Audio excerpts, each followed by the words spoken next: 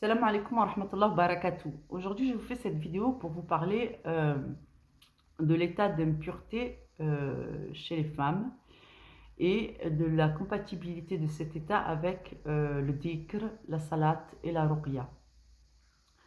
Alors, il y a beaucoup de fausses croyances au sujet de la religion d'Allah. Afwan, j'espère qu'Allah nous fera miséricorde, nous pardonnera et nous aidera à corriger nos erreurs. Euh, Sachez qu'avant toute chose, en termes d'introduction, je tiens à vous rappeler la parole d'Allah qui est celle-ci.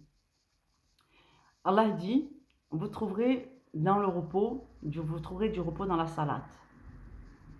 Deuxièmement, le prophète Mohammed nous a conseillé, lorsque nous souffrons de douleurs physiques, de douleurs psychologiques, de douleurs morales, de blessures physiques, de morsures d'animaux, de scorpions, ainsi de suite, de se soigner avec le Coran, la récitation du Coran, et de procéder à la ruqya telle que lui le faisait. Donc ça, c'est la méthode prophétique. Donc si tu te blesses au genou, si tu te blesses quelque part, tu peux demander à Allah, tu mets ta main, tu dis Bismillah, Bismillah, Bismillah, Bismillah, Allahumma shifa, anta shifa, Allahumma rabban nas, adhib al-bas, et ainsi de suite. Alhamdulillah. Et tu peux demander As'alullah rabbil arsh al-azim an yashfini, et tu passes ta main, tu dis 3 fois Bismillah là où tu as mal.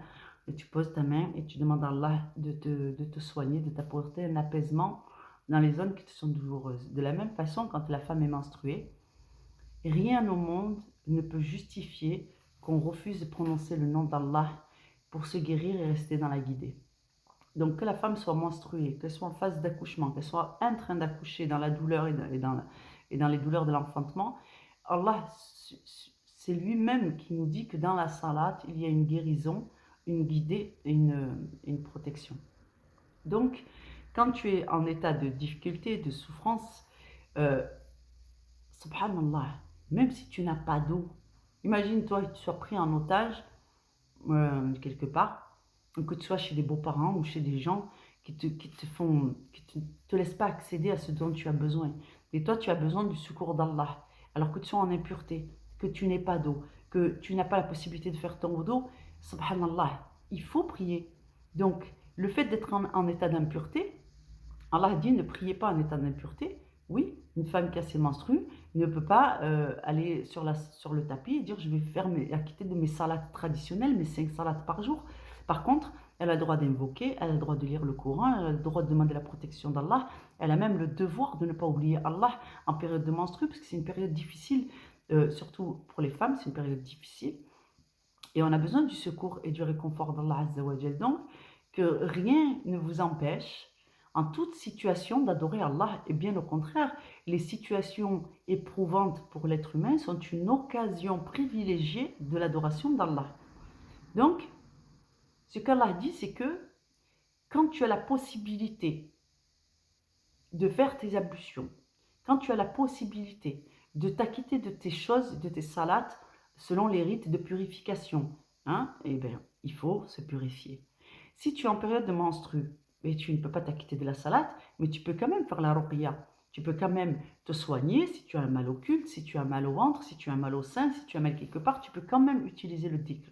Tu peux quand même lire le Coran en termes de protection. Vous imaginez si la femme elle a ses règles pendant 5 jours, cinq jours, elle ne prononce pas le nom d'Allah, elle ne demande pas la protection d'Allah, elle n'adore plus son maître. On ne cesse pas d'être musulman parce qu'on est en état d'impureté.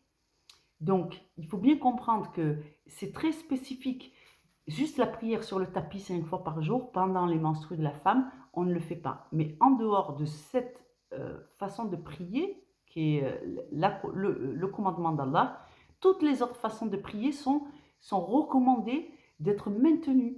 C'est-à-dire qu'il faut continuer à s'acquitter de son dîne et que c'est une difficulté, la menstrue pour la femme. Il ne faut pas oublier, c'est une période qui nous fatigue, c'est une période qui nous chamboule.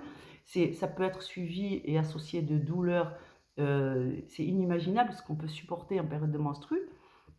Donc, voilà. Et ça, c'est valable aussi pour les hommes lorsqu'ils sont malades, lorsqu'ils ont des écoulements intempestifs, la faim.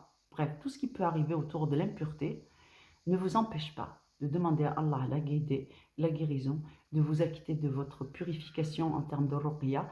Donc, si vous êtes en état de menstru pour les femmes ou d'impureté pour les hommes, ça ne vous empêche absolument pas de continuer votre traitement de ruqya, de continuer la lecture du Coran, de continuer la récitation de vos invocations. Vous pouvez toujours coraniser de l'eau, subhanallah, alhamdulillah, pour la guérison. C'est une ibadah qu'Allah accepte. Et donc, du coup, vous continuez votre traitement de ruqya, ne l'interrompez pas sous prétexte que la prière sur le tapis est interrompue pendant la période menstrue. Le reste du temps, vous êtes un musulman pratiquant, vous commencez un traitement, vous allez au bout de votre traitement et Allah considère que ceci, c'est les causes. Donc, en phase de difficulté, vous restez attaché à Allah et à sa parole parce que nous avons fait, nous vous avons donné, nous avons révélé aux hommes ce qui du Coran est une guérison et une miséricorde. Et dans cette miséricorde, il y a la guidée. Donc, afin de rester protégé contre l'influence des chars, l'influence de la haine et ainsi de suite, vous devez continuer à faire vos invocations, votre lecture du Coran.